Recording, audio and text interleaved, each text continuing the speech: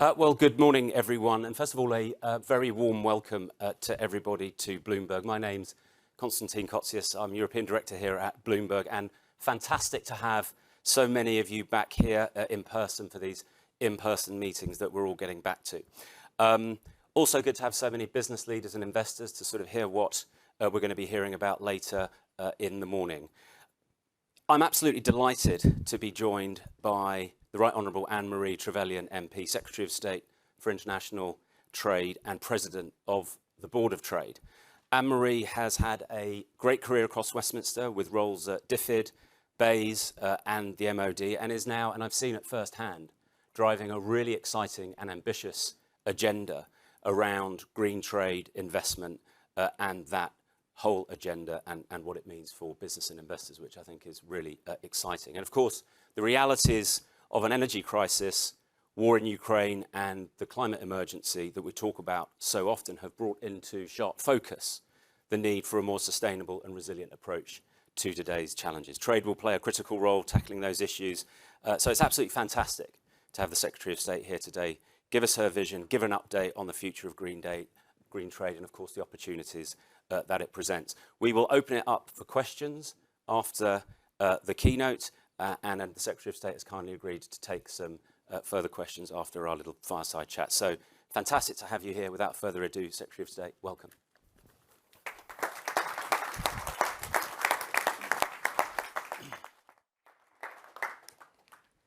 Con, thank you very much indeed for that warm welcome.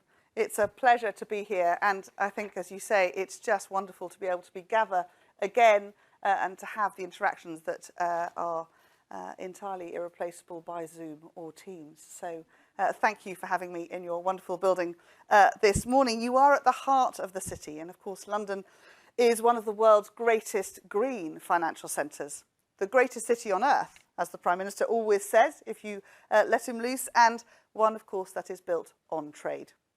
The ancient temple below our feet reminds us how the Romans sent goods to every part of their empire from their warehouses along the Thames. While today, millions of pounds of financial services are sold every minute of every hour of every day to the world, from the skyscrapers around us and above us and the buildings that we walk past every day. So the story of trade has shaped this city and indeed the whole of our nation. So this morning I want to discuss its latest chapter, our ambitions to become a green trade global leader. I'm going to set out how we're doing this, how we'll achieve it, and what we're doing right now. But first, if I may, I'd like to say a few words about Ukraine, because as we are all too painfully aware, this illegal and unprovoked war by Putin has levied an immense cost on lives, on the economy and on the individual freedoms of those living across Ukraine. As the Prime Minister has said on many occasions, the UK stands firm with Ukraine, and we will continue to do all in our power to support the Ukrainians to fight and win and to rebuild their democratic nation. That's why, with our allies, we have brought in the largest and most severe economic sanctions that Russia has ever faced. Measures that will degrade Putin's ability to attack the people of this brave country. And trade is an important element of that response. We've supported Ukraine's economy by cutting tariffs under the UK-Ukraine Free Trade Agreement to zero. Since the start of the invasion, more than £4 billion of Russian products have been subjected to full or partial import and export sanctions, because this terrible conflict has underlined what can be achieved through a cohesive global approach. And it has also reminded us that, most urgently, we must de-Putinize the world's economy, both through sanctions and by cutting off access to the oil revenues that power his war machine. That's why here in the UK, we've announced that we will phase out imports of Russian oil and gas. More broadly, these past months have highlighted the need to accelerate our journey as a global community away from hydrocarbons, to decisively turn our backs on the era of dependence on those polluting fuels and to transition to a net zero future. But I don't choose the word journey accidentally, because whilst we are unrelentingly focused on reaching net zero, this must be done by transitioning to a new clean energy world without economic damage, to new energy-efficient homes cost-effectively, and to clean transportation as individuals and businesses invest in their next vehicles. And it will only succeed if this is a genuine national endeavour. So in addition, if we are to together build a net zero world, we must share our ideas, our expertise, and our innovations. The UK has all of these in abundance, and we therefore have a responsibility and an opportunity that we must not miss. Indeed, there's a real moral imperative on us to act. To borrow the Prime Minister's words, which he spoke at COP26 in November, as we look at the green industrial revolution that is now needed, we in the developed world must recognise the special responsibility to help everybody else to do it. It won't come as a surprise to you to think that I think that green trade is going to be a key tool that will allow us to redress some of those imbalances. International cooperation is going to be essential, and at COP26 in Glasgow last November, we saw what we can achieve together. 197 countries demonstrated the power of collective and concerted international action by pledging to combat climate change and to keep the 1.5-degree target alive. Pushing forwards to COP27 in Egypt later this year and COP28 in the UAE next year to drive a steady drumbeat of action. And in Glasgow, the world also agreed that decisive action is needed now, and that delivering net zero is not just in our environmental interest, but of course in our economic interest too. So the financial case for green trade is very clear. The global market for low-carbon exports is growing rapidly, and by 2030 it's projected to be worth almost £2 trillion. With a potent combination of ambitious entrepreneurs, high ambitions, and steadfast and determined government backing, the UK is now in a leading position to take a first-mover advantage. This translates into some exciting opportunities for us, because quite simply, green trade spells green jobs. In fact, by 2050, over 1.2 million people could be directly employed in low-carbon goods and services sectors, a six-fold increase from today. That's a really extraordinary figure and will be critical to achieving our domestic goals of levelling up across the whole of the UK too. So our challenge now is to turn this potential into firm reality.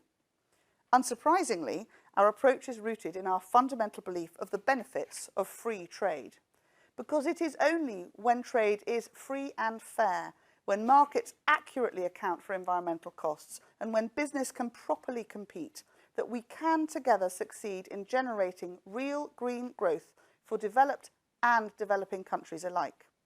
Some have argued that pursuing a free trade agenda is somehow anti-environmental, or that protecting the climate, we must somehow be turning our backs on the world. That kind of thinking isn't just patently wrong, I think it's dangerous. We need to be very clear about what life without free trade would entail from an environmental perspective.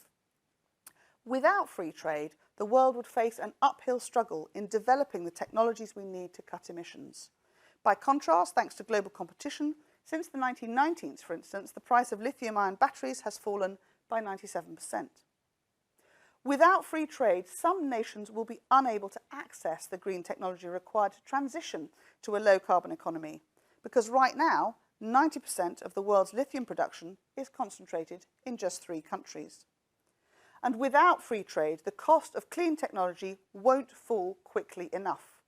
Conversely, with free trade, lower tariffs on electric vehicle batteries are helping to decrease production costs, making them more affordable for consumers. Without free trade, global communities cannot benefit from specialisation and the emissions reductions that it can deliver. This might sound counterintuitive, but in fact, for instance, apples shipped here from South America by sea create just half the carbon emissions of apples held in storage for 10 months. The World Bank has also found that following tariff liberalisation, free trade countries receive a growth dividend of about 1.5% per year, gains that can be channelled into future green growth. Of course, the benefits of free trade are not only measured in pounds and pence. They, of course, have those broader implications too, because if we shut our doors, we lose the mutual growth that we get by human interactions. Countries that trade together, think, work, and grow together. Closer trade ties mean stronger relationships with the academics, with scientists and engineers who will help us all to move to a low-carbon economy. So the UK is an unabashed advocate of free and fair trade, and we're committed to working with our international partners to progress this agenda globally. So how are we going to do it? Well, our work is focused around 4 key principles: building our green industrial base, boosting green exports, liberalising green trade, and greater alignment of our trade and environmental policies. So let me turn to the first point, building a green industrial base. UK businesses are already at the vanguard of green growth. So now we want to tell that story to the world so that we can drive greater investment in those high-tech industries that will boost productivity, increase exports, create jobs and cut emissions. And we've already taken some major steps. The Global Investment Summit, which we hosted last year, secured nearly £10 billion of foreign investment for UK offshore wind, hydrogen and electric vehicles. And since then, we've seen real action right across the country. 55 miles off the Yorkshire coast, Danish energy firm Ørsted is forging ahead with its £6 billion Hornsea 2 offshore wind project. It's one of the largest on the planet, and it will directly create 521 long-term jobs. In Hull, Siemens Gamesa have ploughed £186 million into expanding their offshore wind blade factory, taking its workforce to around 1,200 people. While in North Wales, Turkish firm Aaron Paper is investing £500 million into building a new corrugated cardboard factory, which will save millions of trees through using paper waste and creating 500 new jobs. Since the Global Investment Summit last autumn, leading Australian businesses have also announced that they will commit £28.5 billion into clean energy, technology and infrastructure projects across the UK. Another clear statement of confidence in the UK as a world leader in green trade and investment. So this is just some of all that's happening. This autumn, my department, along with BEIS, is going to be hosting a new Green Trade and Investment Expo in the North East. I'm really excited about this, not least because I'm a Northumbrian MP and it's always good to bring the world to my little corner of the UK. The Expo is going to bring together UK businesses and global investors, joining forces so that we'll be able to capitalise on the commercial opportunities from our drive to net zero. And we're also supporting the Port of Tyne in raising capital to create a centre for the North East's growing renewables sector. At COP26 in Glasgow, we were the lead signatory of the Clydebank Declaration, a coalition of 24 countries committed to establishing at least 6 zero-emission shipping corridors by 2025. And our team at the Office for Investment is also pulling out the stops to encourage high-value green investment. One great example is their collaboration with BEIS to secure Britishvolt's £2 billion injection into a gigafactory in Northumberland that will create around 3,000 jobs. But we want to do even more to encourage global businesses to consider what the UK has to offer. We want turbines, monopiles, electric vehicles and their components manufactured and assembled here to create jobs, supply chains and growth in this country. So that's why last year we launched our investment atlas, showing the opportunities across the economy and across the country, whether that's supporting Scotland to become a global pioneer for floating offshore wind or helping the South West sustainable aviation industry to take off. And our second priority is boosting exports, from renewable energy and green finance to sustainable construction and precision agriculture. There is enormous potential here. By 2030, low-carbon industries could generate up to £170 billion of UK exports. And if we succeed in supercharging our green exports, we will create jobs, boost productivity, and build that expertise that will benefit the world. Clearly, we recognise that to play their part, businesses will need finance. And UK Export Finance, our export credit agency, has an essential role to play here in supporting companies' access to finance as they seek to export. Its Export Development Guarantee allows businesses to access high-value loan facilities to finance sustainable production and to boost those important exports. So today I'm thrilled to announce a £50 million UK Export Finance-backed loan guarantee for construction company Mace, a green construction pioneer, to bolster its growing export business. The loan includes sustainability targets to incentivise the company's transition to net zero and green growth, and it will enable Mace to continue supporting environmentally friendly infrastructure projects and to create new green jobs. I'm also delighted to announce that Mega, an electrical testing solutions manufacturer, will be receiving a £138 million UKEF-backed guarantee. This will help the firm to secure a new £50 million factory in Dover, from where it can export to the world. So, of course, this is also a real shot in the arm for the town of Dover itself. But we really are just getting started. UKEF has £2 billion of direct lending standing ready to support overseas projects. And our teams of trade and export finance experts are focused on getting more businesses exporting and on showcasing our great innovators' work to the world. So our third priority, using the full reach of our independent trade policy to liberalise green trade, is a critical new tool in our armoury. You might recall one of our first steps after Brexit was to introduce the UK global tariff. This removed duties on more than 100 environmental goods, lowering prices and turbocharging our green economy. The free trade agreements that we've struck and demolishing barriers to green trade, reinforcing shared environmental commitments, are increasing international collaboration. In fact, our Australia deal goes further on climate than any previous trade deal signed by them before this one. It removes tariffs on goods which benefit the low-carbon economy, including eliminating tariffs on imports of lithium batteries. And the deal opens the door to new cooperation across green industries. Our FTA with New Zealand removes tariffs on the most comprehensive list of environmental goods in any FTA to date. And we are now preparing for agreements with India, Mexico, Israel, Canada, Switzerland, and the Gulf Cooperation Council. Liberalisation should be consistent with our domestic and international commitments on trade and the environment. We recognise that some of our partners will have different views on what's included in these agreements, including on the environment. But of course, they are all also on their own paths towards a green transition. So by developing closer ties, we believe that we can help them to speed up those journeys. So we're working hard to ensure that these deals deliver practical benefits while allowing our partners and their businesses to fully harness the expertise of our renewable energy sector, including our world-leading services industries that will play a key role in enabling the journey to net zero. For example, if we can remove barriers, a deal with India could support the rapid growth of its offshore wind industry, helping one of the world's largest economies build a more sustainable future. Of course, trade agreements are one part of our efforts to build a free, fairer and greener international trading system. But alone, they won't propel the world to net zero or indeed reverse biodiversity loss. We can only make the large-scale change we need through multilateral cooperation. And that's why my department is putting green trade at the heart of our agenda at the WTO. I'm very pleased to say that our Ambassador Simon Manley was recently appointed chair of the WTO Committee on Trade and the Environment, which is going to be a really key role. We're playing an integral part in establishing the WTO's Trade and Environmental Sustainability Structured Discussions, this really valuable forum, which is allowing policymakers and civil society to discuss the future of green trade, now counts 71 members, including the US and China. And we want to go further, calling on WTO members to launch negotiations to liberalise green trade and push for substantive outcomes as soon as possible.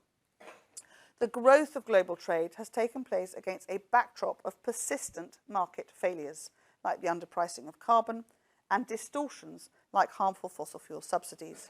Such issues have incentivised wasteful consumption, damaged the environment, and warped trade flows.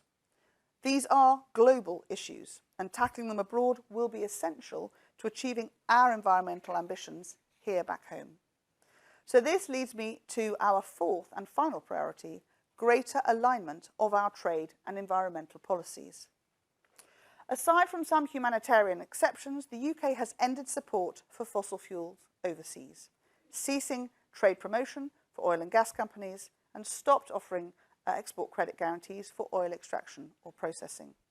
I was really proud that at COP26, more than 30 countries and institutions followed our lead and pledged to end export finance support for fossil fuels by the end of this year. Last year, under our presidency, the G7 collectively recognised the risk of carbon leakage, where businesses shift production to countries with lower emissions regulations. This is a global problem, and it will require a global solution. The UK believes we should design a framework that properly addresses the issue alongside our international partners and avoid a complex patchwork of regulations that stifle business. This would prevent UK emissions from being simply offshored, which of course harms global efforts to reach net zero. And it would enhance incentives for overseas producers to go green and break into new markets.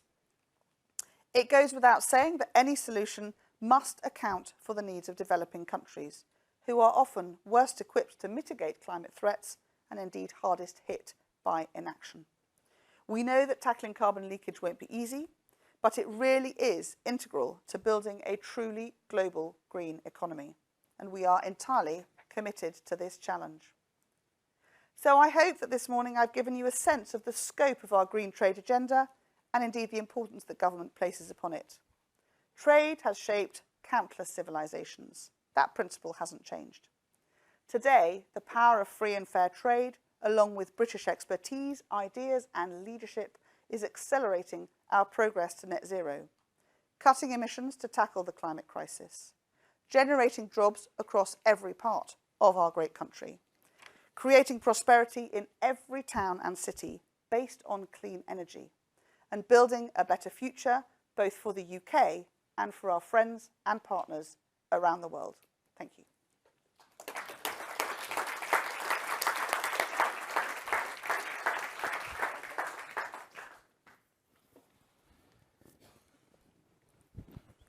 Well, thank you very much indeed, Anne-Marie, for that very broad exposition of the opportunities and the pillars of the strategy, and great to hear an unequivocal support from government for free and fair trade.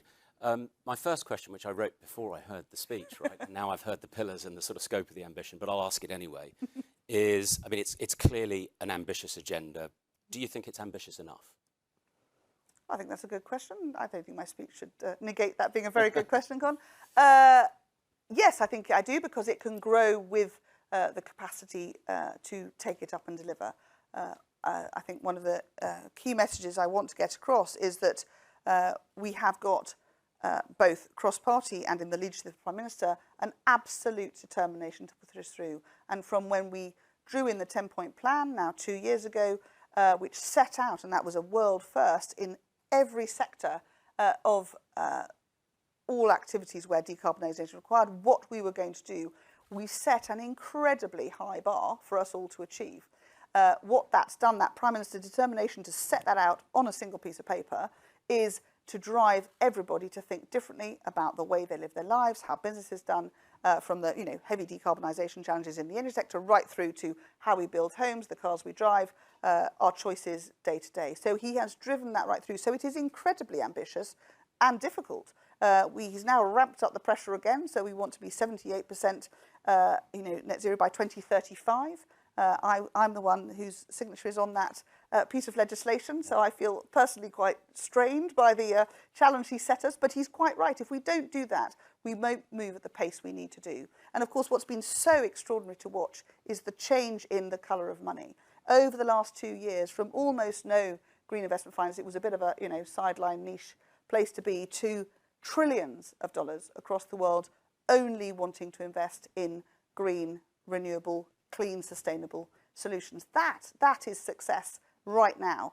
As that rolls out and continues to be the case, we see it becoming easier for people to make the right choice, easier for businesses to make the investments that their shareholders will want to support, and the, if you like, the snowball effect of that is one. But it is incredibly hard to do, because we are asking all of us at every level to think differently, to think green and sustainability. And I think that is the challenge. It's very difficult for some countries. They've got a long journey to get there. But in setting that challenge, and indeed through having the presidency of COP26 last year, you talk about the confluence of challenges now. If those are, that is one part of the driver that has helped the world to really try to harness what is a very urgent and critical challenge. Thanks for that. Let me pick up on the difficulties that you've outlined on the agenda. I mean, what would you say, but you've talked about the sort of consensus, what do you think are the main challenges in terms of actually building that global consensus? So it's the flows of capital. that's one of the biggest challenges where there are big changes needed in countries still using coal, for instance. There needs to be a global consensus of driving investments to those countries who may not really be ready at a number of levels to take on the changes that are needed. And we have a responsibility, as the Prime Minister said, to make sure that we harness the knowledge and we encourage finances, particularly perhaps where governments carry some of the risk in those early stages, to help those investments drive, so that where those big changes are needed, we can be investing. But there is, of course, as I say, an economic opportunity for the leadership of UK and indeed other nations to really lead and drive that, and we want to be at the forefront of that, not only because it's the right thing to do, because there is real economic opportunity for the UK to be a world leader. And you laid out the sort of 4 core principles around what could drive that. What else do you see around that that can really sort of enhance that UK position and drive that inward investment into the UK? So the inward investment coming to the UK is fascinating. I've been fascinated having come into the role and as I travel the world, just how well respected the UK is at every level. I think we're probably the last to realise, actually, here back home, just how respected we are and how other countries want to be part of our green industrial revolution and be able to then build on it here where investors feel safe. We've got a secure investing environment, which, in the present disrupted world is something we should value and, appreciate what it brings to us as a nation. But also that in investing here, they are part of what we want to be, which is radiating all that out to the rest of the world. So they're part of not only growing the UK's green industrial revolution, but also then being able to help the UK take that across the world. Let me just switch gears for a moment. The agreement on climate change and sustainability that's being led out of New Zealand, it's gained a lot of credibility. Any sort of consideration of the UK joining? If not, why not? What's your perspective on that one? So I think what they're bringing together and the issues they're discussing, what they're looking at is very good, and we watch closely and support what they're doing. Our view is at the moment that we want to work on this on a global level, and particularly through the WTO, where many other countries need UK leadership to sustain some of those key principles. But we continue. Obviously, we work very closely with all those countries who are part of the ACCTS and support what they're doing. But we want to sit at the moment within that UK space. And as I say, our WTO ambassador, Simon Manley, who is now going to be leading those discussions within the WTO, has a really important mandate to try and harness every country's ability to step forwards and think how they can do things differently, and to make sure that the WTO can provide a robust framework on which countries can rely so that they can make these changes. Right. Let's allow our audience to ask some questions. We've got a mix of both business, investors and the press, and I did promise I'd give the press sort of first bite of the cherry, so I'll probably take them in twos. Let's go first to Alistair Smout from Reuters, and then Seb Whale from Politico. If you put your hand up. You're sitting next to each other. That's a very cunning plan. Hi there. Thanks a lot. Alistair Smout from Reuters. In terms of thinking green, you were saying how the UK has ended its support for fossil fuels overseas, but the government's reluctant to tax energy companies here who might be benefiting from high oil and gas prices. I appreciate some of the investments these companies might be making might themselves be green investments, and the government's spoken about not wanting to disrupt those plans. But given the head of BP has suggested, a windfall tax wouldn't affect our long-term investment plans, what are the incentives for British companies to go green when you're sort of talking about incentivizing all these foreign companies to go green? Why can't we have a windfall tax to help actually you in this agenda moving British companies away from fossil fuels? Thank you. Seb? Hi, good morning. 3 of the 6 GCC countries do not currently have net zero targets. We're about to begin talks with the GCC countries. Will you make net zero a priority, and will signing an agreement be conditional on all GCC countries having net zero commitments? Thanks. So I think on the windfall tax question, I'll say it's really important to understand, and obviously I wouldn't dream to speak for the Chancellor. No one would dare do that. But actually, he set a really clear broad framework, which is we need to see our big energy companies investing in the clean energy technologies of the future, and they are doing that. We are seeing really substantial investments, particularly in offshore wind, and also, of course, in some of the work they're doing in carbon capture and storage in a number of sites. And the government has given support to both 2 clusters have been announced, and there'll be 2 more before the end of the decade to help drive those changes and provide, in terms of decarbonising our whole energy system, obviously one part of our net zero strategy, the ability to do that. He's been very clear that he wants to see those investments continuing, and that he will keep under review whether a windfall tax is appropriate or if he feels there isn't enough investment going on. So I wouldn't dream of speaking for the Chancellor in how he makes that balanced decision in due course. But the direction of travel is very clear, which is we have to do this at pace. We have committed around the 10-point plan, £12 billion of government finance to support some of these really important, decarbonisation programmes. But actually, most of it is going to be the private sector's investment. Of course, it is, and we need to do all we can to both incentivise and perhaps gently, shove along that this is what we expect and need them to be doing. So I know he will be, watching and pondering the best balance to make in that space. But critically important, if we're going to achieve this at the pace that we need to and provide the leadership so that other countries, exactly to your point, Seb, are able to see both the environmental impact but also the really important global leadership that we bring, and with the technologies and services that we develop here, be able to take those to other countries. So for those countries that haven't yet, it's not only those 3 other countries haven't yet managed to set themselves a net zero target. The UK is leading that. There's a number of programmes that we run, both through the World Bank and indeed through some of our international development support, to help those countries get to grips with what their present ecosystem looks like and what they need to think about and how they will need to invest to get to a net zero pathway and indeed deliverables in their own countries. It's really hard. Let's not be in any illusion. This is really big. We started ours in 2008 when we brought in the Climate Change Act, and we gave ourselves an auditor.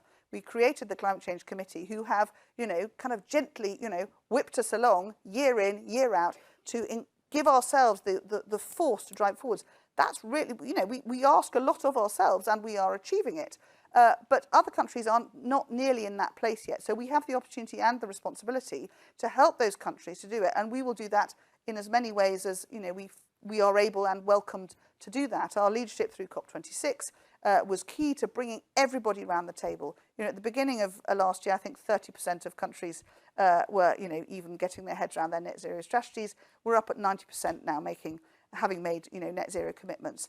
The next stage is helping them to deliver it. So we will continue to work with all those countries, large and small, where the challenge is not only setting the strategy but then working out how to deliver it for their citizens and the economic opportunities that affords. So I think for some of the Gulf states there are lots of economic opportunities because of the nature of their location on the planet and their opportunities to be creators of clean energy. So we will want to continue to work with them through both trade and other tools to encourage them to go on that journey as quickly as possible.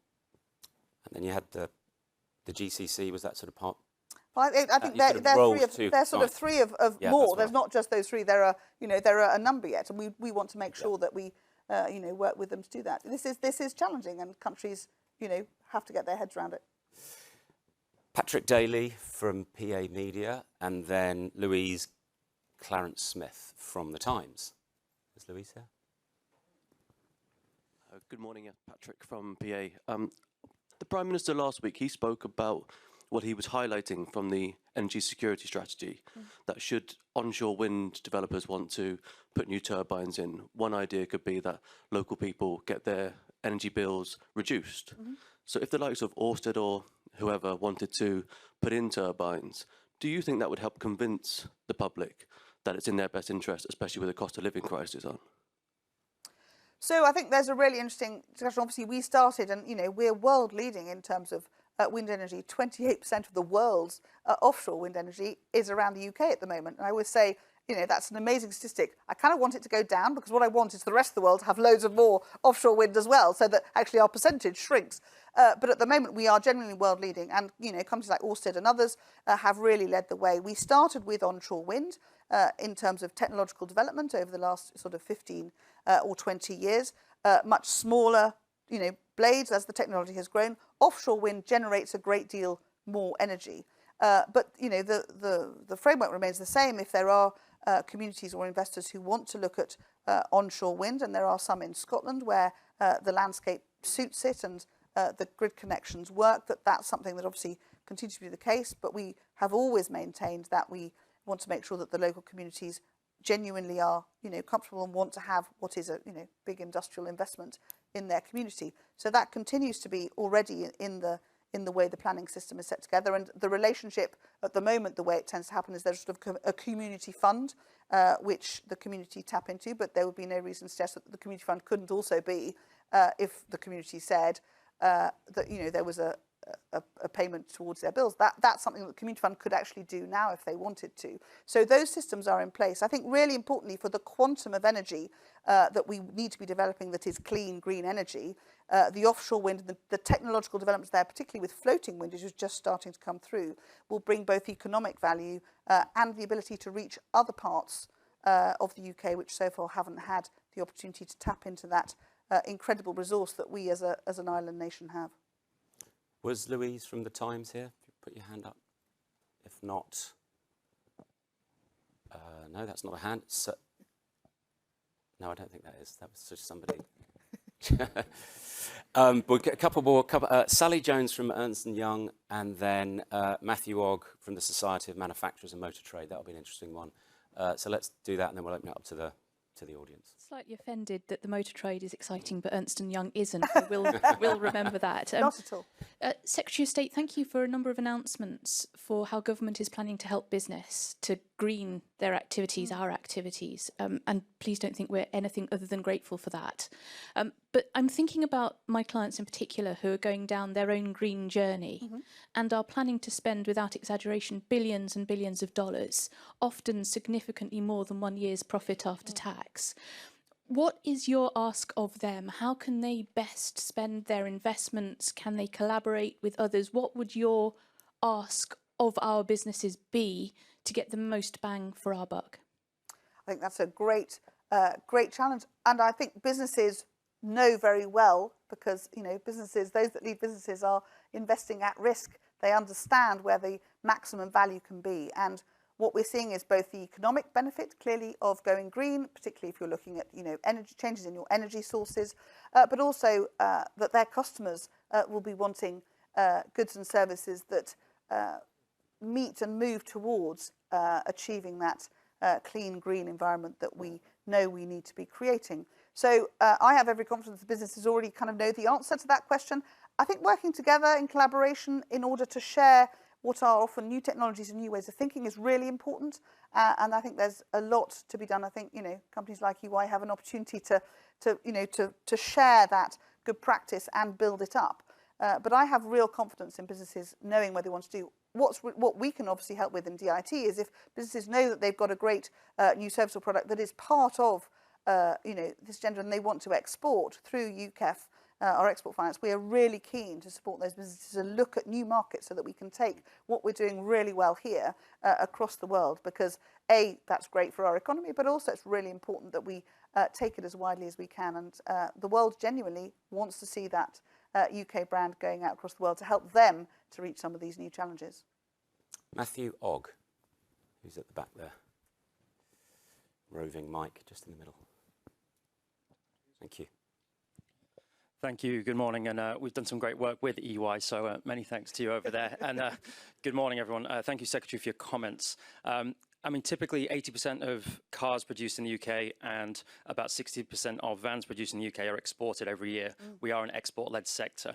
And certainly we're trying to achieve very challenging domestic ambitions at home to meet our net zero challenges here.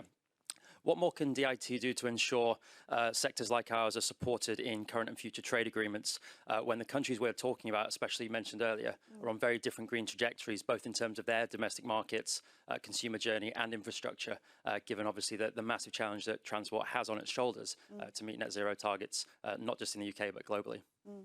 Thanks, Richard. Well, of course, we've led the way in this by bringing in, legislation which said that by 2030, all new vehicles would have to be net zero emissions, and I think, get me right, 2035 vans, that actually we have driven the technological change that we are doing here in the UK. Other countries, of course, are now doing something similar, which is fantastic, but many more have yet to step into the arena. So we have a real first mover advantage in terms of producing what are, of course, high-end, high-quality vehicles and getting those across the world. Really interestingly, we're seeing a lot of work going on through electric buses at the moment, and the market's opening up in cities around the world who want to, both for wider advantages, but also for health and clean air reasons, realise that the electric bus is a really good solution in many ways for their growing cities. The UK is absolutely at the forefront of that.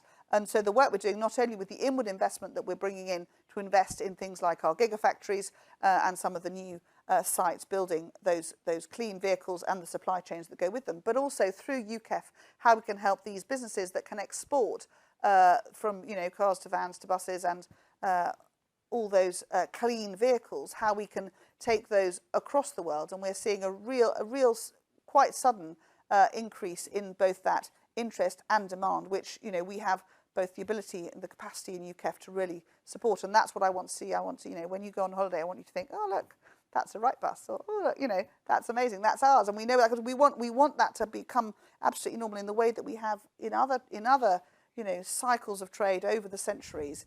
That UK leadership needs to be across the world, and we have the tools which we hope will support all those who are doing that. But the inward investment is as important because we want, of course, to see that value in manufacturing those great, really high-skilled jobs and the service provision that wraps around it to be held in the UK too. Let's take some more questions. We've got a few more minutes. Now, if you could just raise your hand. Gentleman at the front and the other gentleman at the front. If you could just say who you are and where you're from. We'll take two at the time as well. Go for it. Tim Skeet, Bank of China. Minister of State, very welcome here in the city, but of course you didn't talk very much about the city specifically and banking. I know you don't want to stray into other people's territory, dangerous when there may be people in the Treasury sitting in this room, but would you like to give us a little bit of a map forwards for banking regulation? We in the banks are scope 3 emissions to worry about, quite difficult to map. Lending to oil and gas companies. We can't just stop that overnight. What's your way forward, which is consistent with what you have just outlined? And just, by the way, we're also announcing later today the Chartered Banking Institute's rolling out some green finance training into China, which I thought you might be interested to hear about. That's happening later today. Thank you. Thanks, Tim. Gentleman at the front. Hello, Paul Hawkins from the UK Domestic Pool. I just wanted to ask you, get your reaction on the inflation figures that were out this morning. 9%, highest rate of rise in 40 years.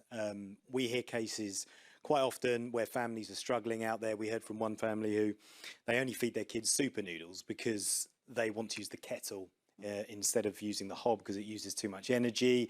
Often they go without meals themselves. And when we speak to these families ourselves, we put your side of the case to them. You've spent £22 billion worth of measures on trying to help people out there. Often they say it's not enough and that the government needs to do more. It needs to do it now, today.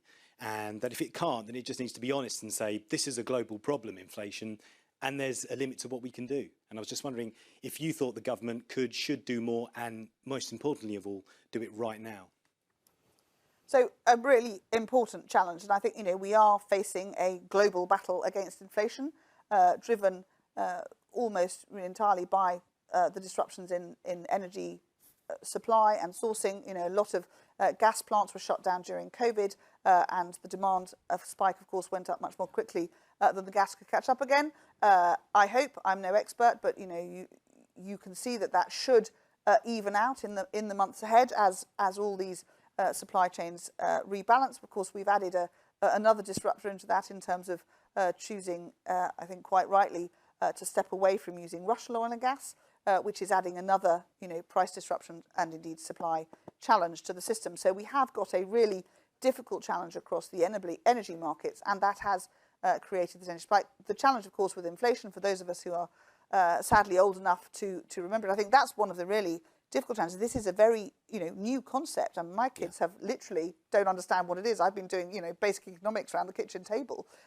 sort of totally forgetting that this simply hasn't been something that's been part of the conversation, or indeed the threat to the stability of our economics. So getting to grips with that is important. As you say, the Chancellor's already made some very, very substantial commitments in terms of finance. In terms of at a domestic level, an increase of about £1,000 for those families who are on universal credit in real terms. The drop in national insurance, the raising of the level, which comes through, I think, in July, will of course help leave more in your pocket as well. So there's a number of things that have been in and come through. But the challenges of day-to-day living are important. Those families need support. We have extra funds through councils as well, where families are in crisis. But this is something that we have got to tackle across the board. And of course, the worry we always have is inflation tends to have two bumps to it. You've got the initial one, which we're seeing caused by this energy spike and this immediate sort of global raise. But what can follow, of course, is the longer-term impacts, and indeed through food production, particularly with the disruption from Ukraine, where we'll see that through other food supplies. So we know that we've got probably a couple of bumps to get through before we can see, we hope, a stabilisation and a reduction again as the energy prices settle. But for families, we need to continue to do that. And of course, the Chancellor has said that he keeps all of this under review and wants to make sure, particularly for those families most in need, that the teams in DWP are working very closely at a local level to support those families and to feed back to the Treasury just where more and the most appropriate support should be channeled. So that continues to be the case at a macro level, Tim, in terms of looking across the piece for banking. I think exactly that. As we move, it's been a really interesting journey. And as I say, I found it extraordinary to see how quickly the world of finance, the world of money, has shifted from green being a bit niche to green being absolutely central to everything. That, of course, has now, brought through those challenges of, well, how do we get completely green?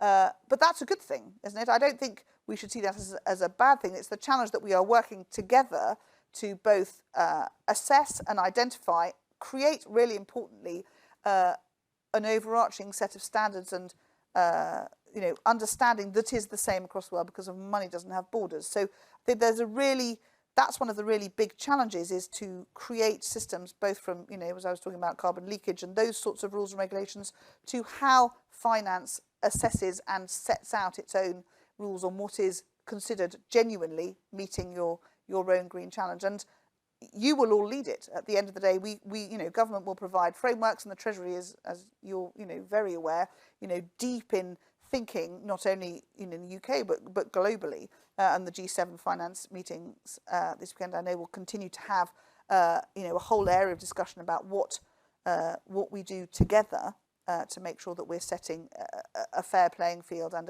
one that everyone can buy into. But we are still genuinely on a journey to try and get to grips with this whole piece, because we've moved at such pace, which is a good thing. We waited a very long time before genuinely seeing that hurricanes and the sort of planetary disruptions are really creating some risks that will be catastrophic if we don't get to grips with it.